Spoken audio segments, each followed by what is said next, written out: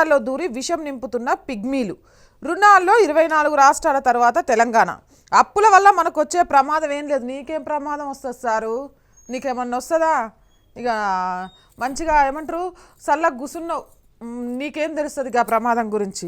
శాసనసభలో CM K Chandrasekhar రావు దేవాలయాంజలి భూములు కాపాడుతాం, దేవుడి భూమి దేవునికే దక్కేలా చేస్తాం, ఐఏఎస్ల కమిటీ నివేదిక రాగానే చర్యలు. అసెంబ్లీలో ముఖ్యమంత్రి కేసీఆర్ వెల్లడి. ఎన్ని రావాలో ఏమో గీనకి. ప్రతిదానికి కమిటీ అంటాడు, ప్రతిదానికి కమిటీ అంటాడు. గా కమిటీలు ఏమిస్తాయో మళ్ళీ ఒప్పుకుంటాడా? మొన్నటికి మొన్న మనం చూసినాం. ఏంటిది? ఉద్యోగ నియామక అప్పుడు గాయన పెట్టిన కమిటీ, గా నివేదిక 1,80,000 ఉద్యోగాలు ఉన్నాయనిస్తే వాళ్ళు తప్పు లెక్క రాసిండ్రు. గా కమిటీ అంతా తప్పు, ఉన్నాయి 80,000 ఉద్యోగాలే అని చెప్పిండు. మరి కమిటీలు వేయడం ఎందుకో, గా కమిటీలు ఇచ్చిన దాన్ని అనుసరించకపోవడం ఎందుకో, ఇదంతా కాలయాపన చేయడానికి కాకపోతే ఇంకా దేనికి ముచ్చట చెప్పు కేసీఆర్ సారు? హిజాబ్ తప్పనిసరి కాదు, మతపరమైన వర్షాలపై ప్రభుత్వ ఆంక్షలు సహేతుమే.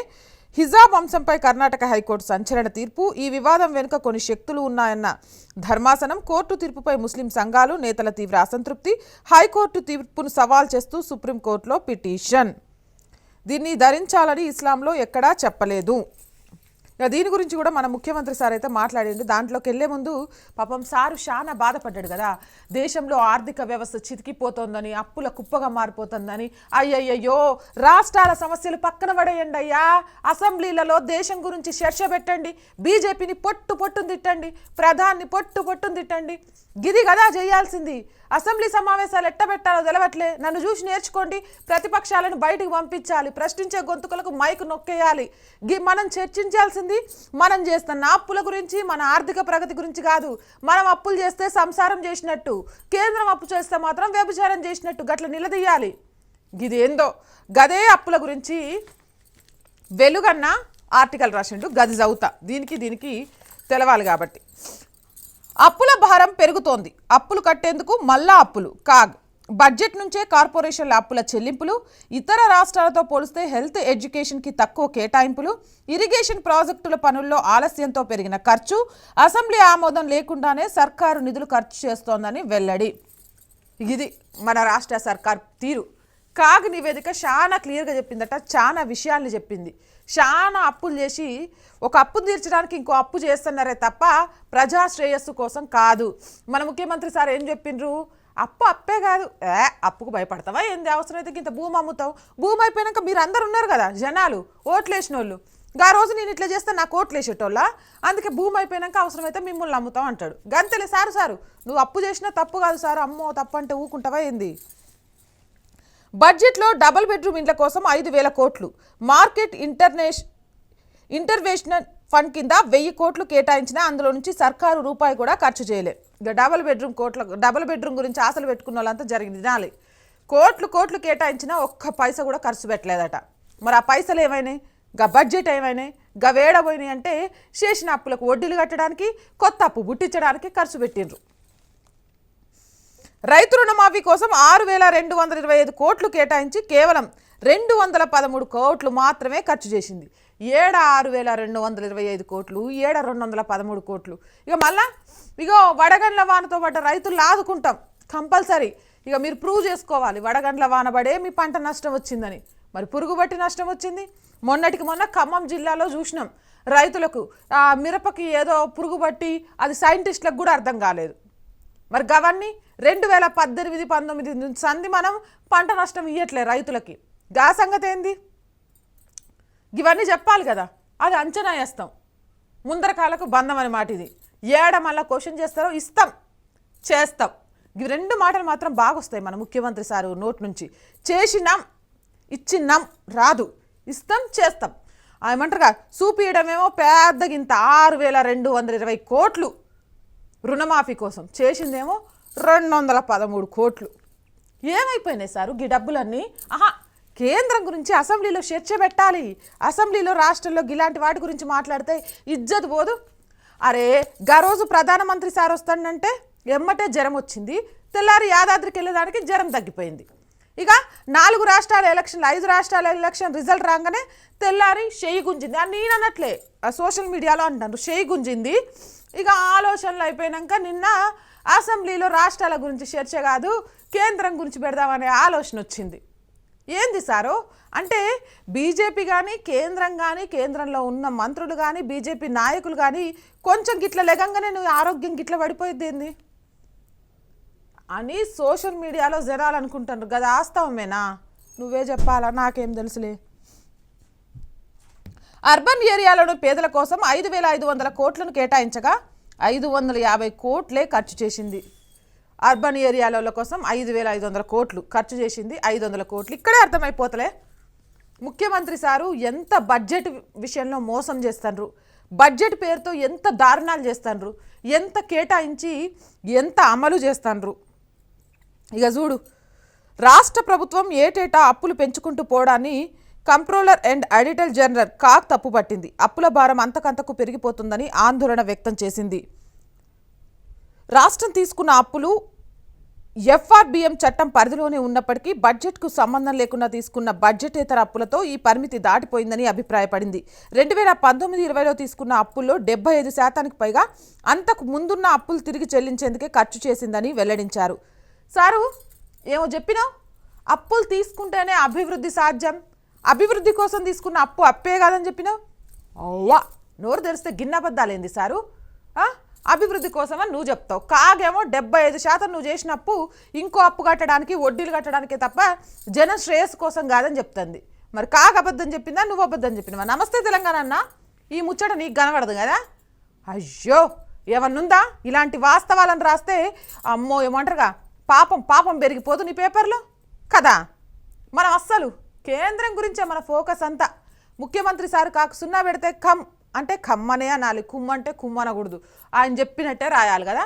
కాగు గింతలా మొత్తుకుంది, గా ముచ్చటే లేకపాయని దాంట్లో. అప్పుల భారంతో రాష్ట్రంలో ఆస్తుల కల్పనపై ప్రభావం పడిందని హెచ్చరించారు. 2019-20, 2021 ఆర్థిక సంవత్సరాల స్టేట్ ఫైనాన్స్ ఆడిట్కి సంబంధించిన కాగ్ రిపోర్టు ప్రభుత్వం మంగళవారం అసెంబ్లీలో ప్రవేశపెట్టింది. గిది కదా అసలు విషయం. ఇక ఈ విషయం తెలిసినాక ఇక ఏం మాట్లాడతారో జనాలు మాట్లాడాలి. కానీ నాకు ఒక విషయంలో అయితే మస్తు హ్యాపీగా ఉందబ్బా. ఫీల్డ్ అసిస్టెంట్ల గురించి రాజ్ న్యూస్ గట్టిగా మాట్లాడింది. చాలాసార్లు మన ప్రోగ్రాంలో కూడా మాట్లాడినాం. ఇక కామెంట్లలో పెడతారు ఫీల్డ్ అసిస్టెంట్ల గురించి మాట్లాడక్క అంటే అని. ఫీల్డ్ అసిస్టెంట్ల విషయంలో ఏమైంది సారు, ఏమైంది అనుకున్నాం. మొత్తానికైతే ఫీల్డ్ అసిస్టెంట్లను మళ్ళీ విధుల్లోకి తీసుకుంటా అని చెప్పిండు. మళ్ళీ గది కూడా ఈయనేదో ఇంట్లో సొమ్ము తీసుకొచ్చి పెడుతున్నట్టు, గీన బ్యాంకులో ఉన్న అకౌంట్లలో నుంచి వాళ్ళకు జీతం ఇస్తున్నట్టు, గీనింట్లో పని మనుషులు అయినట్టు. ఇక ఈసారికి ఇస్తున్నా, హెచ్చరికతో ఇస్తున్నా, మళ్ళీ సమ్మెకు గిమ్మకు పోవద్దట. అబ్బా, ఇదో రాచరికం. సమ్మెకు పోవద్దు, ఆయన కాళ్ళు పట్టుకోవాలి, జీ హుజూర్ అని దండం పెట్టాలి, ఆయన పుట్టినరోజు వస్తే ఆయన ఫోటో మాస్క్ పెట్టుకొని తిరగాలి. ఏంది సారో, నువ్వు విధుల్లోకి తీసుకోవడం తప్పనిసరి, నువ్వు ఉద్యోగాలు కల్పించాలే కానీ పీకేయకూడదు. నువ్వు కనికరించేదేంది సారు? రాజకీయ నాయకులకు తెలియని విషయం ఏందో తెలుసా? ప్రతి ఉద్యోగి తన టాలెంట్ని, తన మార్కులని, తన కష్టాన్ని నమ్ముకొని మాత్రమే ఉద్యోగంలోకి వస్తాడు. కానీ రాజకీయ నాయకులు మాత్రమే ప్రజల దయా దాక్షిణ్యాలతో వస్తారు. కాబట్టి మీరు భద్రంగా మాట్లాడాలి తప్ప ఉద్యోగులు ప్రజలు కాదు.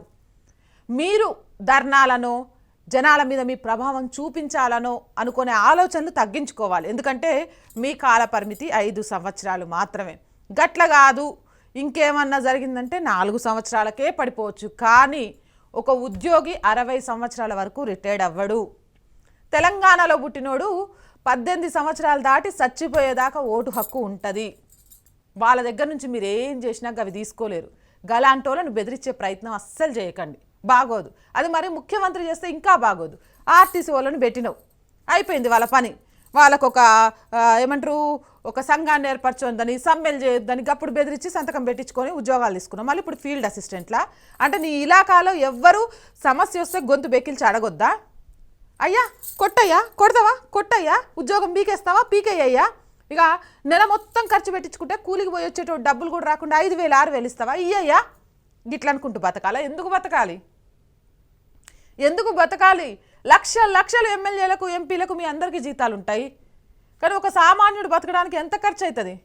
అరే మీరు ఒక మీటింగ్ పెట్టుకున్నా కూడా జనాల సొమ్ము మీద వేస్తారా ఖర్చు? వాళ్ళని మళ్ళీ బెదిరించడం ఫీల్డ్ అసిస్టెంట్లని. ఈ ప్రజాస్వామ్యంలో ఎవరికి ఎవరినైనా ప్రశ్నించే హక్కు ఉంది. తమ హక్కులకు ఉల్లంఘన జరిగింది, తమ బాధ్యతను ప్రభుత్వం పట్టించుకోవట్లేదు అన్నప్పుడు సమ్మె చేసే హక్కు ఉంది. వాటిని ప్రశ్నించే హక్కు ఉంది. బెదిరించి ఇంకోసారి చేస్తే ఊకోను, ఇక ఈసారి ఇక హెచ్చరిస్తూనే చెప్తున్నట్టు. ఎంత గొప్పగా చెప్పినావు సారు, నిన్ను చూసి అసెంబ్లీ నేర్చుకోవాలి మళ్ళా. అయ్యో ఇక ఫీల్డ్ అసిస్టెంట్లు అంతా గడగడ వణుకుతాను ఇప్పుడు నువ్వు చెప్పిన దానికి. ఫీల్డ్ అసిస్టెంట్లే కాదు, వీళ్ళతో పాటు అనేక మంది ఉద్యోగాలు, కాంట్రాక్ట్ లెక్చరర్స్ కానివ్వండి, లేకపోతే చాలా వాటిలో కరోనా టైంలో వాడుకున్న సిబ్బందిని కానీ వాళ్ళందరినీ మళ్ళీ ఉద్యోగాల్లోకి తీసుకోవాలి. అది పర్మనెంట్గా. ఎందుకంటే నువ్వు చెప్పిన మాటే, ఇక నుంచి కాంట్రాక్ట్ బేస్ ఉద్యోగాలు అనేవి తెలంగాణలో ఉండవు. అవుట్సోర్సింగ్ అనేవి ఇవేవి ఉండకూడదు. అందరూ కూడా పర్మనెంట్ ఉద్యోగస్తులు అవుతారని చెప్పిండ్రు. నిన్న ఒక నివేదిక ప్రకారం 50 నుంచి 60 వేల వరకు కూడా కాంట్రాక్ట్ బేస్ మీద చేసే ఉద్యోగులు ఉన్నారు. ఆ 50 నుంచి 60 వేల మందిని కూడా పర్మనెంట్ చేయాలి నీ మాట ప్రకారం. ఆర్టీసీలో కూడా బొచ్చడి మంది ఉన్నారు, వాళ్ళందరినీ చేయాలి. కానీ ప్రేమతోటి వాళ్ళ అవసరాలను తెలుసుకోవడానికి ప్రయత్నం చేయి. కానీ ఇక నువ్వు మాకు 3 నామాలు పెట్టినా ముఖ్యమంత్రి సీట్లో కూర్చోబెడుతున్నాం కదా అని ప్రతిసారి బెదిరించుకుంటూ వెళ్ళిపోతా అనకు సారు. మొత్తానికి ఫీల్డ్ అసిస్టెంట్లు ఇక మా ఛానల్కి కామెంట్లు పెట్టినందుకు దాని మీద మేమైతే నిజంగా సంతోషంగా ఉన్నాం. ఈరోజు ముచ్చటైతే చెప్పాలనిపించింది చెప్పిన. ఇక దీంతో పాటు ఇక అందరూ హిజాబ్ గురించి అయితే చాలా బాగా రాసిండ్రు. ఈ హిజాబ్ గురించి కూడా సారు, ముఖ్యమంత్రి సారు నిన్న ఒక అసెంబ్లీలో ఒక మాట మాట్లాడినావు. తెలిసి మాట్లాడినవా, తెలియక మాట్లాడినవా?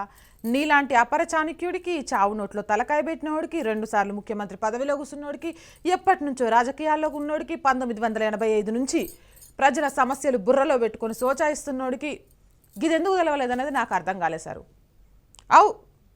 హిందువులంతా పంచగట్టుకొని గుడికి పోతారు, ముస్లిమ్స్ అంతా బుర్కా వేసుకొని బయటకు పోతారు, నమాజ్ చేసుకుంటారు, క్రిస్టియన్స్ అంతా కొంగు పైన కప్పుకుంటారు. ఇక వాళ్ళ బర్త్డే, వాళ్ళ పెళ్లి రోజులు, వాళ్ళ కల్చర్ ఉంటుంది. గిది ప్రార్థనా స్థలాల వరకు పరిమితం. ప్రార్థనా స్థలాల వరకు ఓకే. చదువుకునే పిల్లల్లో హిజాబ్ గురించి ఒక రచ్చ అని చెప్పి మాట్లాడినావు. చదువుకునే పిల్లల్లోనే ఈ తేడాలు ఎందుకు సారు? మీరు రాజకీయ నాయకులంతా కూడా అసెంబ్లీకి పోయేటప్పుడు మరి ముస్లింలు క్యాప్ పెట్టుకొని, హిందువులేమో పంచగట్టుకొని, క్రిస్టియన్స్ ఏమో కోట్ వేసుకొని వస్తానరా? రావట్లే కదా? ఎందుకు రావట్లేదు? రాజకీయ నాయకుడు అంటే మతాలకు, కులాలకు అతీతంగా వాళ్ళకు సమస్యలు, ప్రజలు కనిపించాలి అనేది. అవునా? అలాంటిది రేపు భారతదేశ భావి పౌరులను తయారు చేసే పాఠశాలల్లో ముస్లిం, గిపిల్ల హిందూ, గపిల్లగాడు క్రిస్టియన్ అనే విధంగా బట్టలు ఎందుకు ఉండాలి సారు? గది నీకు తెలవదా? అదేదో పెద్ద హిజాబ్ అనే దాని గురించి జరిగిన చర్చ అర్ధరహితమైనట్టు, దాని గురించి టైం కేటాయించాల్సిన అవసరమే లేనట్టు ముచ్చట చెప్పినావు. మత కల్లోలం సృష్టించాలని కేంద్రము, బీజేపీ సోచాయిస్తోంది అని తెగ బాధపడిపోతుంటావు కదా. మరి నీ బాధ నిజమైందైతే నువ్వు దానికి మద్దతు ఇవ్వాలి కదా. స్కూల్ పిల్లలందరూ కూడా యూనిఫామ్లోనే రావాలి, అప్పుడే అందరిలో సమానత్వం ఏవీ లేకుండా భాయి అన్న ఆలోచనలు వస్తాయి అని. నీకు రాలేదు అంటే మతం గురించి లేపి చిచ్చు పెట్టాలని ఆలోచించేది ఎవరు? దాన్ని స్కూల్ డేస్లో నుంచే బుర్రలోకి పంపించాలనేది ఎవరు? ఇగో ముఖ్యమంత్రి సారి ఫామ్ హౌస్కి వెళ్ళి కాశ్మీరీ ఫైల్స్, ఇక నా దగ్గర లింక్ ఉంది, ఎవరైనా నెంబర్ పంపించండి ముఖ్యమంత్రి సార్కి తెలిసిన వాళ్ళు. ఇక సినిమా థియేటర్కి వచ్చి మన సార్ చూడకపోయినా లింక్ పంపిస్తా, సినిమా చూపించండి. ఒక స్కూల్లో చిన్న పిల్లలకి గా రోజు మతం మార్చుకో లేకపోతే చచ్చిపోనే నినాదం నేర్పించడం వల్ల గా రోజు హిందువుల చిన్న పిల్లలు ఎంత ఊచకోతకు గురయ్యారనేది తెలుస్తుంది. ఇక్కడ హిందూ, ముస్లిమో లేకపోతే జిహాదీలు ఇవన్నీ పక్కన పెట్టేస్తే స్కూళ్ళలో పిల్లలకి భారతదేశం యొక్క గొప్పతనం తెలియజేయాలి, మన చరిత్ర ఏంటో తెలియజేయాలి, రేపు వాళ్ళు దేశానికి ఏ విధంగా ఉపయోగపడాలో తెలియజేయాలి, శత్రువు కూడా చేయించి అందించడం ఎలాగో తెలియజేయాలి. కానీ మీరు ముస్లింలు, మీరు హిందువులు, మీరు క్రిస్టియన్లు అనేది స్కూల్లో తెలియజేయాల్సిన అవసరం లేదు. దానివల్ల వాళ్ళలో విషయం నింపి మన ముఖ్యమంత్రి సార్ తెగ బాధపడిపోతుంటారు కదా. మతం ముసుగులో గొడవలు కాకపోవడానికి ఒక అడుగు ముందుకేసిన వాళ్ళు చూసినాం. కొన్ని ముస్లిం పార్టీలకు సంబంధించిన మీటింగ్లలో చిన్న పిల్లలతో ఎలా మాట్లాడిచ్చారు అనేవి అవి సోషల్ మీడియాలో ఎలా వైరల్ అయ్యాయి. కానీ వాటిని అడ్డుకోవడంలో చిత్తశుద్ధి లేదు. కానీ పాపం ఈయనకు హిజాబ్ గురించి చర్చ జరుగుతుంటే పాపం న్యాయస్థానం టైం అయిపోతుందని, లేకపోతే మిగిలిన మతాల గురించి తప్పుగా అంటారని, మతాల మధ్య చిచ్చు పెట్టాలనుకుంటారని ఎంత బాధేసిందో. ఈయన మాత్రం ముస్లిం ఓట్ల కోసము రంజాన్ రాగానే పోయి క్యాప్ పెట్టుకోవచ్చు, ఇంకొకటి చేయొచ్చు. గప్పుడు మాత్రం గిన చూసేవి మాత్రం మతం కాదమ్మా, కాదు. ఈయన చేసే పద్ధతులు కాదు. మనం చేస్తే సంసారం, ఎదుటోడు చేస్తే వ్యభిచారం. కాదు కాదు, కొత్త సామెత ఏదో చెప్పిండు మన ముఖ్యమంత్రి సార్. ఆగాగు, నేను చూసిన, ఎందులో చూసిన, ఇగో ఇది. అన్న వస్త్రానికి పోతే ఉన్న వస్త్రం పోయింది. మా పరిస్థితి అంతే ఉంది. తెలంగాణ తెచ్చుకుంటే మా కళలు సాకారం అవుతాయని ఆలోచించి 16,000 కోట్ల మిగులు బడ్జెట్ ఉన్న రాష్ట్రాన్ని తీసుకెళ్లి ముఖ్యమంత్రి సార్ చేతిలో పెడితే అన్న వస్త్రానికి పోతే ఉన్న వస్త్రం పోయిన సామెత లెక్క 4 లక్షల కోట్ల అప్పును నెత్తి మీద పెట్టుకొని ఆ అప్పుల కోసం ఇంకో అప్పు చేసుకుంటూ, అభివృద్ధి అంటే అర్థం లేకుండా, ఉద్యోగస్తుల్ని బెదిరించుకుంటూ, రైతులు చచ్చిపోతుంటే చూసుకుంటూ, మనం మాత్రం చాలా గొప్ప నీతులు చెప్తున్నాం అసెంబ్లీ సాక్షిగా. మనకే జల్లుద్ది, ఇంకెవరికి జల్లదు ఇలాంటివి అయితే. సరే, ఇంకొక వార్తలోకి పోదాం.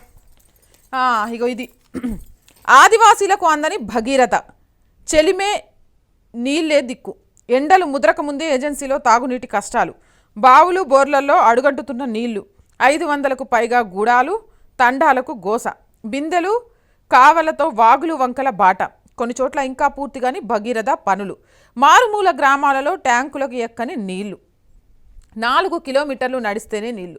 ములుగు జిల్లా వెంకటాపురం మండలంలోని సీతారాంపురం గ్రామం మండల కేంద్రానికి 22 కిలోమీటర్ల దూరంలో ఉంటుంది. ఇక్కడ 300 మంది గిరిజనులు ఉన్నారు. మిషన్ భగీరథ స్కీమ్ కింద వాటర్ ట్యాంక్ నిర్మించిన పైప్ లైన్ పూర్తి కాకపోవడంతో నీళ్లు రావడం లేదు.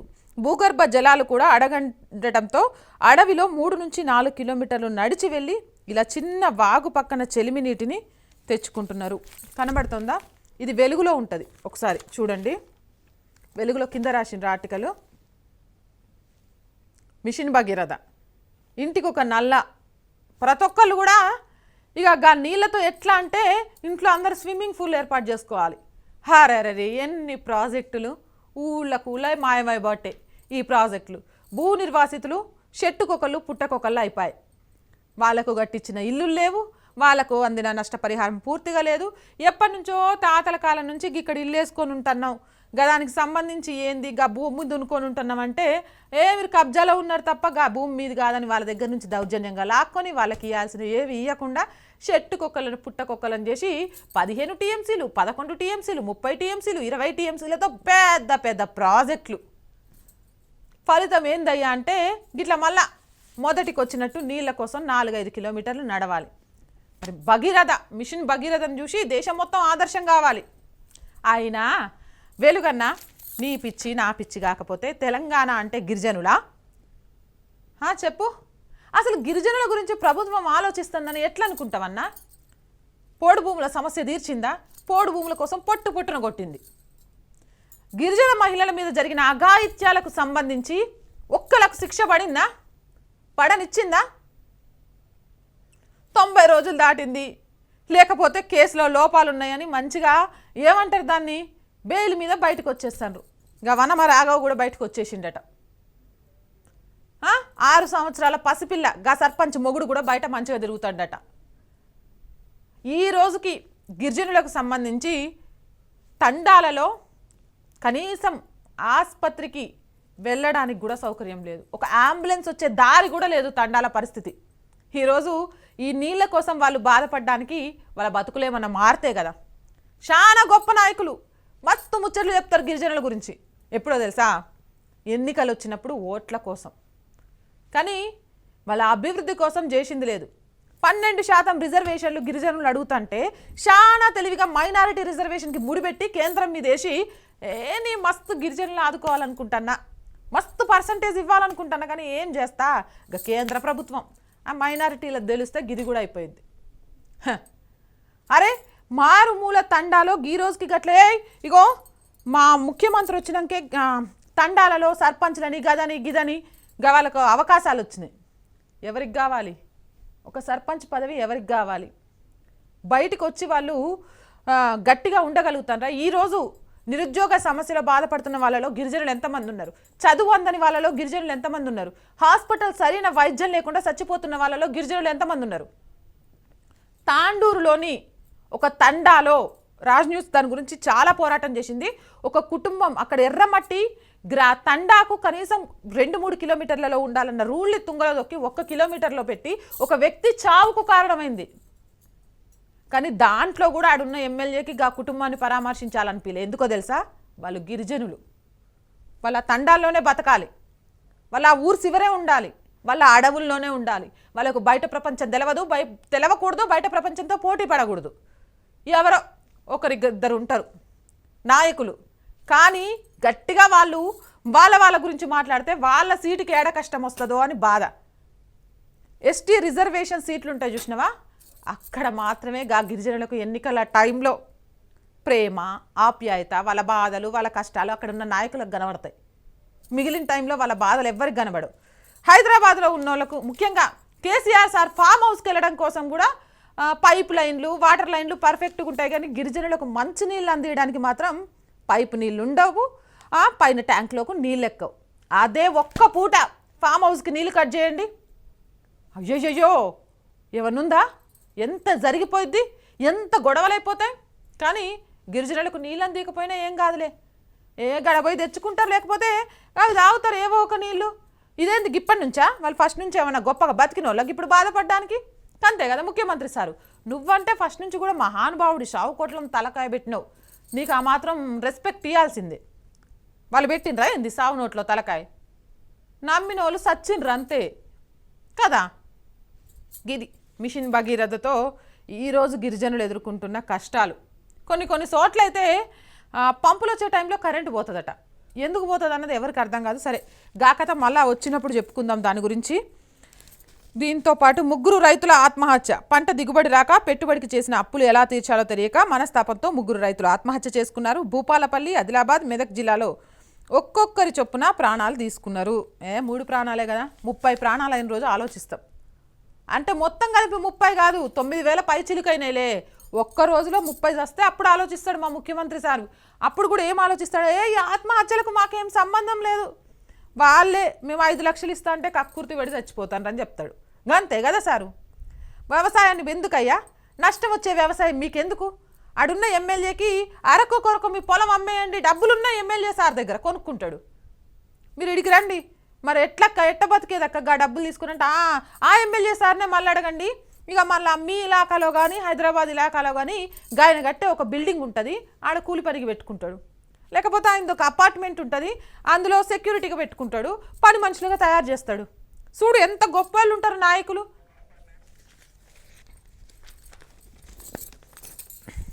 ఇంకా ఇందాక చెప్పినగా కమలం గూటికి కోమటిరెడ్డి బ్రదర్స్. ఇప్పటికే ప్రధానిని కలిసిన వెంకటరెడ్డి, వివేక్తో భేటీ అయిన రాజగోపాల్ రెడ్డి. 5 రాష్ట్రాల ఫలితాల ఎఫెక్ట్, అన్నదమ్ముల ముమ్మర ప్రయత్నం. ఇక మొత్తానికి రాజగోపాల్ రెడ్డి సారు మొన్న కూడా మాట్లాడండి, గుర్తుంది కదా. అందరూ ముఖ్యమంత్రి సార్ ఆరోగ్యం చాలా తొందరగా బాగు అవ్వాలని కోరుకుంటుంటే అసలు ఈయన ఆరోగ్యం గిట్లా అవ్వడానికి కారణం ఏంటో అని తెలుసా అనుకున్నారట. ఏవైతే మన సారు దేశం గురించి చర్చ పెట్టాలి అంటారో మిగిలిన రాష్ట్రాల్లో బీజేపీ గెలవడం కానివ్వండి, లేకపోతే ఇంకొకటం కానివ్వండి చూసి దిశలో వచ్చింది గిది. మన దగ్గర దిశ అందరికీ తెలుసుగా, ఇది ఆన్లైన్ పేపర్ కాబట్టి నేను ప్రింట్ తీసుకొని వచ్చి చెప్తాను. ఇప్పుడు చాలా వరకు కూడా తెలంగాణలో కూడా చాలా మంది పార్టీల నాయకులంతా కూడా బీజేపీ వైపు చూస్తున్నారట. ఏమో చూడాలి మరి. ఇక కోమటిరెడ్డి బ్రదర్స్ అయితే కలిసిండ్రు, కమలంగూటికి ఎప్పుడు వెళ్తారు, ఏం జరుగుతుందని దానికోసం అయితే ముమ్మర ప్రయత్నం చేస్తున్నారట. ఒకవేళ గిదే కనుక వాస్తవం అయితే ఇప్పటి వరకు కూడా గట్టి క్యాడర్ లేదు, బీజేపీ పోరాడుతుందే కానీ దానికి సంబంధించినంత వరకు గట్టి క్యాడర్ లేదు, గట్టి నాయకులు లేరు అని వస్తున్న మాటలకు సంబంధించి తెలంగాణలో ఇలా కొంత వాయిస్ ఉండి కొంత బేస్ ఉన్న నాయకులు ఇందులోకి రావడం వల్ల ఇప్పటికే డీకే అరుణ గారు కానివ్వండి, చాలామంది జితేందర్ రెడ్డి కానివ్వండి, చాలామంది నాయకులు ఇందులోకి వచ్చిన తర్వాత కొంత పార్టీలో నాయకుల బలం పెరిగినప్పటికీ ఇలాంటి వాళ్ళు కూడా వస్తే ఈ పొంగులేటి శ్రీనివాస్ రెడ్డి పేరు కూడా వినబడుతుంది. వస్తే మాత్రం తగ్గా పోరు తప్పదు. తెలంగాణలో ముక్కోనపు పోటీ ఉంటుంది. కాంగ్రెస్ కూడా స్పీడ్ పెంచినప్పటికీ రేవంత్ రెడ్డిని గుంజేందుకు సీనియర్లు కొంత ప్రయత్నం చేస్తున్నప్పటికీ యంగ్ లీడర్స్ అంతాన్ని కూడా కూడగొట్టుకొని పోయే ప్రయత్నం చేస్తున్నాడు. ఇక టీఆర్ఎస్కి సంబంధించి నేను ఒక వార్త చదివిన మొత్తానికైతే మన పీకే సార్ ఒక పెద్ద నివేదిక ఇచ్చిండట. 75% మంది సిట్టింగ్ ఎమ్మెల్యేల సీట్లు పట్టట, కొత్తోళ్ళకే అవకాశం ఇస్తాడట.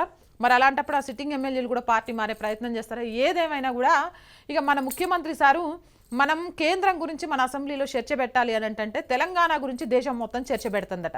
ఏం జరుగుతుంది, ఏంది కదా, వీళ్ళ ముచ్చట్లేందని. ఇంకో విషయం కూడా బాగా చెప్పిండు. దళితుల కోసం దళితులకు ప్రతి ఏటా 2 లక్షల మందికో ఏమో దళిత మంది ఇస్తా అని చెప్పిండు. మరి 17,000 కోట్ల నిధులు కేటాయించి ఇంతమందికి ఇవ్వడం ఎలా శాతనైద్ది? లేకపోతే సాటలో తౌడు పోసి కుక్కలు కొట్టుకోమన్నాడు కొట్టుకునేలా చేస్తాడా? గదేందో తెలియదు. కానీ కాగైతే చాలా క్లియర్గా చెప్పింది. ఇగో ఇది కూడా దిశలోనే వచ్చింది. చాలా క్లియర్గా కాగ్ నివేదికకు సంబంధించి మాత్రం చాలా క్లియర్గా రాసిండు దిశన్న. ఆర్థిక నిర్వహణ అధ్వానం, కేసీఆర్ సర్కార్ను కడిగి పారేసిన కాగ్, అప్పులు వడ్డీల చెల్లింపులకు కొత్త రుణాలు, అభివృద్ధి చారణ వంతు ఖర్చు. ఏమంటారుగా, చారణ కోడికి బారణ మసాలా అని మనం చేసిన బారణ అప్పులకు సంబంధించి ఇంకో బారణ రూపాయిన్నర అయిపోతుంది. కానీ చారణ అభివృద్ధికి మాత్రం నోసుకోవట్లేదు. చారణ అభివృద్ధి పేరు చెప్పి బారణ అప్పు మాత్రం బాగా చేస్తాడట మన ముఖ్యమంత్రి సార్. జీఎస్టీలో 38% దాటిన రాష్ట్ర రుణ భారం, మిగులు నుంచి లోటులోకి, బడ్జెట్లో తప్పుడు లెక్కలు. తెలంగాణ బడ్జెట్ అంటే తప్పు. హరీష్ సార్కి ఏమైనా తెలిస్తేగా కాసేపు హెల్త్ గురించి మాట్లాడతాడు, కాసేపు ఏమో ఆర్థిక గురించి మాట్లాడతాడు. ఇక వీళ్ళ ఇలాకాలో నుంచి ఇప్పుడు ఎలక్షన్లు అయిపోయి 3 ఏళ్ళు అయిపోయినాయి. మంత్రులు కొన్ని శాఖలకు సంబంధించి మాత్రం బయటకు వచ్చిన పాపాన బోలే. అసలు ఆ రెవెన్యూ శాఖ ప్రక్షాళన ఎప్పుడు జరుగుద్ది అంటే ముఖ్యమంత్రి సార్ చేతుల్లో నుంచి బయటకు వచ్చినప్పుడు అంటారు. గాయన శాఖనే వదిలిపెట్టట్లేడు. మరి శాఖ ఆయన చేతిలో పెట్టుకోవడం వెనక అసలు అదేందో తెలియదు. ఇక ఈటల రాజేందర్ సార్ వెళ్ళిన దగ్గర నుంచి అసలే ఆర్థిక మంత్రి అంటే ఎన్ని లెక్కలు ఉంటాయి, ఎన్ని కథలు ఉంటాయి, ఎన్ని కార్ఖానాలు ఉంటాయి. దాన్ని వదిలేసి ఎన్నికల ప్రచార కార్యకర్తగా ఇంకో దానిగా ఎక్కడ ఏది కానీ తీసుకెళ్ళి హరీష్ సార్ని ఎత్తినబడేసినట్టు గాయన కూడా గత ప్రెస్టేజ్గా తీసుకొని వైద్య శాఖను కూడా గాయన దగ్గర వేసిండు. అంటే ఇక ఈటల సార్ తర్వాత బీసీలలో కానీ తెలంగాణలో ఉన్న ఎమ్మెల్యేలలో కానీ మిగిలిన వాళ్ళలో కానీ ఒక మంత్రి పదవికి అర్హత అయిన వాళ్ళు లేరు. ఇక నా ఇలాఖలో ఉన్న నా మేనలుడు తప్ప అన్నట్టున్నాడు. ఇట్లా చాలా శాఖలకు సంబంధించి ప్రక్షాళన జరగాల్సిన అవసరం అయితే ఉంది. ఇంకేం ప్రక్షాళనలే వస్తే ఒక సంవత్సరం తర్వాత, అంటే ముందుకు పోకుండా ఉంటే మళ్ళా సంవత్సరం ఎన్నికలే ఉండే. ఈయనేం ప్రక్షాళన చేస్తాడు? అకౌంటింగ్ ప్రమాణాల ఉల్లంఘన, నిబంధనలకు విరుద్ధంగా ఖర్చు పెట్టడంలోనే మేము ముందుంటాం. మాకు ఎన్ని పనులు ఉంటాయి. ఢిల్లీలో ఏదైనా పర్సనల్ పని ఉన్నా లొల్లి పెట్టుకోవడానికి పోతున్నామని చెప్పాలి. ఖర్చు అంతా జనాలను ఎత్తినేయాలి. ఇక కూర్చొని మీటింగులు పెట్టుకోవాలి, పెద్ద పెద్ద సభలు ఏర్పాటు చేయాలి, సభలకు బస్సులు పెట్టాలి, ఖర్చు వేసేయాలి. ఇక ఎలక్షన్లు వస్తే గవి ఖర్చులు పెట్టాలి. ఎందుకు గిది అంటే కాదు మీకోసం అదే పంట రుణమాఫీ, పంట నష్టాల కోసం 6,225 కోట్లు ఎట్లా కేటాయించారో బడ్జెట్ చదివేటప్పుడు మాత్రం గట్ల కోట్లు చదవాలి. ఇచ్చేది మాత్రం ₹1 ఇవ్వద్దు. ఏమైనా అంటే మీకు గది ఒక్కటే కనబడుతుందా? ఏం అభివృద్ధి జరిగింది? హైదరాబాద్లో గిన్ని బిల్డింగ్లు వచ్చినాయి చూసిండ్రా? ఇది ఎవరితో అంటారు. మరి ఆ బిల్డింగ్ కట్టించుకున్న ఓనర్ గొప్పతనమో అది కేసీఆర్ సార్ గొప్పతనమో అర్థం కాకుండా ముచ్చట్లు చెప్తాడు. ఇక గిట్లా చాలా వార్తలు అయితే ఉన్నాయి. ఏం చెప్పుకున్నా మొత్తానికి నిన్న అసెంబ్లీకి సంబంధించి 111 జీవో రద్దు, దానికి కూడా కమిటీ నిర్ణయం రావాలి. ఆచితూచి అడుగేయాల్సిన అవసరం ఉంది. ఒక లైన్ చదివి వదిలేస్తా. ప్రశ్నిస్తారనే భయం భరించలేకపోతున్నావు. ఆ భయం నీకు అడుగడుగునా అడ్డుపడుతుంది. ప్రజాస్వామ్యాన్ని కూనీ చేయడం, అసెంబ్లీని అవమానించడం, దేవుళ్లను కించపరచడం, ప్రజలను హింసించడం, నిజాన్ని కప్పిపుచ్చి అబద్ధాన్ని జనాలకు పంచడం, ఇలాంటి ఎన్నో ధోరణులకు ప్రశ్న అడ్డుగా ఉంది. కల్వకుంట్ల కుటుంబానికి చరమగీతం పాడే రోజులు వచ్చాయని భయం నీకు. అందుకే ఈ చిల్లర ఆటలు. మొత్తానికి కల్వకుంట్ల కుటుంబానికి త్వరలోనే చరమగీతం పాడబోతున్నారని ఆదాబన్ అయితే రాసిండు. మరి ఆ చరమగీతం ఎప్పుడు వస్తుందని తెలంగాణ ప్రజలు ఎదురు చూస్తున్నారా లేదా అంటే ఆ విషయం ప్రజలకే తెలవాలి. మళ్ళీ రేపు మస్తు వార్తలు పట్టుకొని అయితే వస్తా. గీల్ట్కైతే వెళ్ళొస్తా. గీ వార్తలను స్పాన్సర్ చేస్తున్నవారు గురు ఆయుర్ కేర్. మోకాలు, కీళ్లు, వెన్నుపూసలు, మెడనరాలకు సంబంధించి శస్త్రచికిత్స అవసరం లేకుండా ఆయుర్వేదంలో సరికొత్త వైద్య విధానం కావాలంటే వీళ్ళని సంప్రదించండి. గీల్ట్కైతే వెళ్ళొస్తా. శరణ్.